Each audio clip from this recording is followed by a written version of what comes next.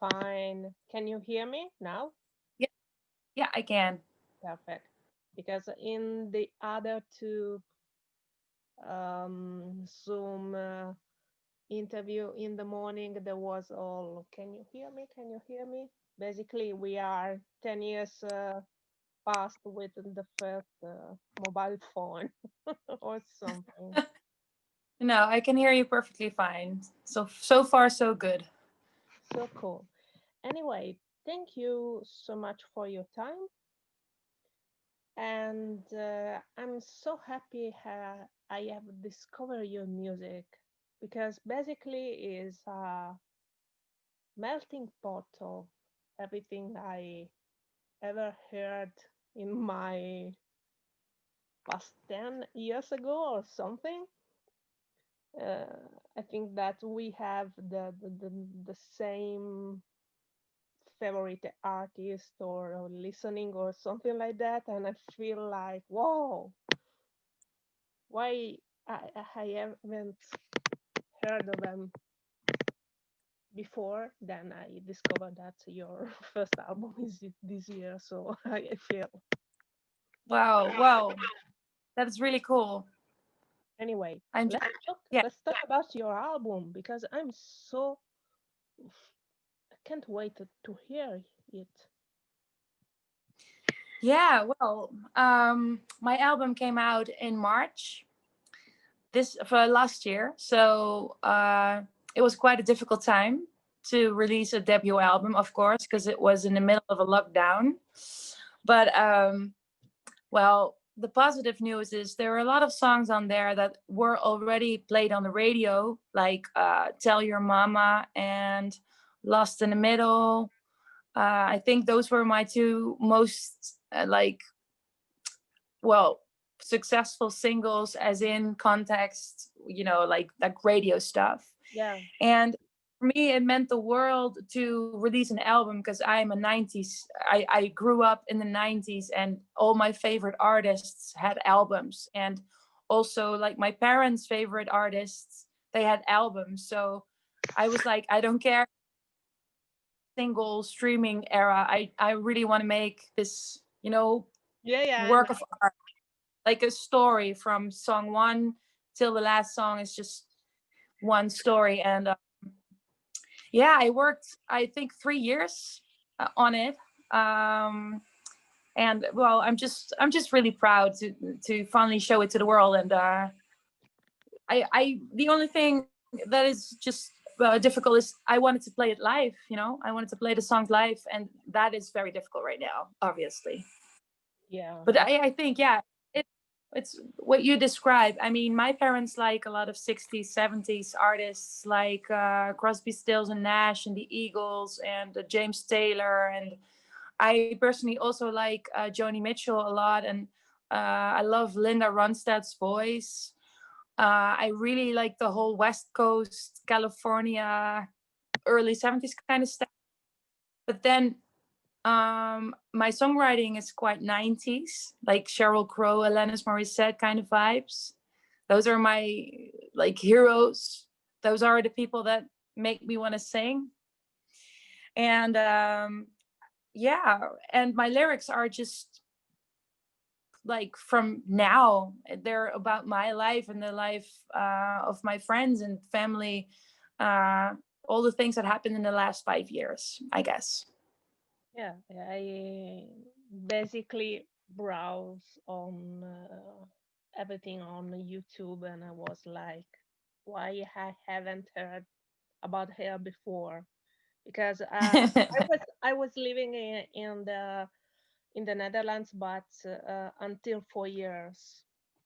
Uh, Okay, so basically, nice. the years uh, after your blooming. Yeah, I started Blackbird, like my alter ego. Like it's actually my name because my name is Merel, which is Dutch for Blackbird. Um, I started in 2017 with my first single, Wicked Song. So that is after you left. Yeah, And exactly. before that, Because I had my daughter in 2017. So basically, that's the timetable.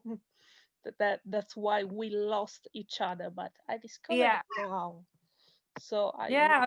That you did. I want to let you go. Anyway, you had even a huge support act in Sigodom. I think it was the concert of I I don't did a few. I did the Ziggo Dome with Ilse de Lange, and I did the AFAS Live. That's also a big hall. I did the pre-show for Sheryl Crow. That was a big bucket list moment. wow, Obviously, wow, wow. she's amazing. She's also very nice. She's so cool, and well, her band is also amazing. And the audience was. I felt like this big connection because if you like Sheryl Crow, there is a chance you might like my music because it's very guitar based. It has a lot of. It's not Americana, but it has some of it in there. It's not country, but it has some of the elements in there. Yeah, I try to see it as pop music, but there are a lot of rootsy elements in my music, and obviously Sheryl Crow does the same. So that was amazing, and I also did the pre-show of Bad Heart, which was also yeah. well, Huge. I didn't know her that much, but it was also like a big hall, and I also felt a real connection with the audience for liking the same kind of music. Yeah, I love the mm, when it happened. I mean that the opening act is really connected to the main act because I Yeah, mean it's an increase of energy of music and basically you can discover something new that is really for you. You know, it's yeah. I totally think unlinked. yeah. I felt with Sheryl Crow and Beth Hart, I felt there was a musical connection, and it was the right place to be. It felt we were the right act to be in before, yeah, to do a show before them, because we honor those icons as well in our music, and it felt great that they had a chance to actually hear it. So Okay. that was an honor, and it was a really nice like opportunity to stand on a big stage, because I mean, when you start in bars and small Yeah. stages, and to to work yourself up in a few years to be on big stages like that, it felt so amazing. Like, I'm actually living this dream right now. Yeah. Yeah, even the pre-show, all those people, and my band and I, we loved it. We really loved it. Ah, that's so cool. Anyway, I think that your performance in Norderslag, he, what it is already Yeah, it's recorded. recorded. Yeah, yeah, it's recorded. We recorded it last Monday, and it's going to be on live stream on Saturday Yeah, at like 8:30. Norderslag. Noorderslag, yes. Yes. And anyway, I know that it is a really hard question because we are in a situation that we don't know anything about how we will be this year, and Yeah. it's weird, scary, and everything. And anyway, do you have any idea of something good that will be Well, your year? um, I'm really looking forward to my club tour, and it's supposed to be in March, and it's not canceled yet. But I mean, Mm, between you and me, it's gonna happen. It's not gonna happen because I mean, the stages we're going to play in Holland, they are now like about 300 persons, so it's just too much. So we're going to plan my tour in October, and I'm really, really looking forward to that because that'll be my debut album tour. So I'm gonna do a tour a year and a half after the release. Oh, And I nice. was wondering, should I even call it the debut album tour? Because like it's like ages ago that I released it, but I still want to do it because I mean there was so much I want to show to everyone. I really want to give them a live experience, and they deserve to hear this album live. And it's my favorite thing to do. So yes, I'm very hopeful. I'm gonna do a club tour in October, and I also recorded some beautiful songs with the Metropole Orchestra. I Mm, don't know if you know them, mhm. but they're like one of the best orchestras in Europe. And uh, I'm going to release a lot of maybe like more stuff in November.